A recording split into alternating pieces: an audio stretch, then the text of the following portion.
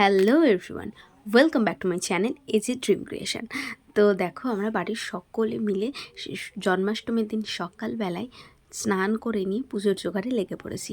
তো পুজোর জোগাড় তো ওদিকে হচ্ছেই, আর এদিকে দিদা যেহেতু অসুস্থ, ওই জন্য আমি দিদাকে বললাম তাহলে তুমি বসে বসে কাজ করো, তুমি আমার একটা অর্ডারের কাজ করে দাও। তো দিদা তখন সেলাই করছিল।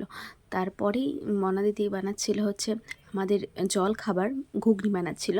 আর ওই যে আমার দিদিকে তো দেখতেই পেলে। আর এখানে সমস্ত পুজোর জোগাড় হচ্ছে, মানে প্রচুর পুজোর জোগাড় হয় যেহেতু প্রসাদের, সেজন্য ওখানে পুজোর জোগাড় হচ্ছে, সবাই মিলে পুজোর জোগাড় করছে। আর সবাই প্রচুরই ব্যস্ত। তো দেখো, পুজোর জোগাড় করতে যতটা পরিশ্রম হয়, তারপরে এই এত সুন্দর জোগাড় দেখে সব পরিশ্রম মানে কোথায় চলে যায় বোঝা যায় না। খুবই সুন্দরভাবে সব আয়োজন করা হয়েছিল। তো শেষ অবধি মানে প্রচুর উপসী থাকে, তো তো সবাইকে প্রসাদ দেওয়ার ব্যাপার থাকে। তো সেজন্য আমরা সবাই তারপরে সমস্ত কাজ সেরে রেডি হয়ে চলে এসেছি। তারপরে ফটো তুলছিল, তারপরে এখানে পুজো শুরু হয়ে গেছে প্রায় 8:30 9টা এরম টাইমে ব্রাহ্মণ এসেছিলেন। তো দেখো, কৃষ্ণের যেহেতু জন্ম হবে সেজন্য রাধার মুখটা ঢেকে দিল। তো এই জন্য ভিডিওটা আমি আরও করলাম। এর আগে যেমন বসুধারা দিল, সেগুলোর ভিডিও তোমাদের সঙ্গে শেয়ার করেছি। এবার হচ্ছে আরতি শুরু হয়ে গেছে।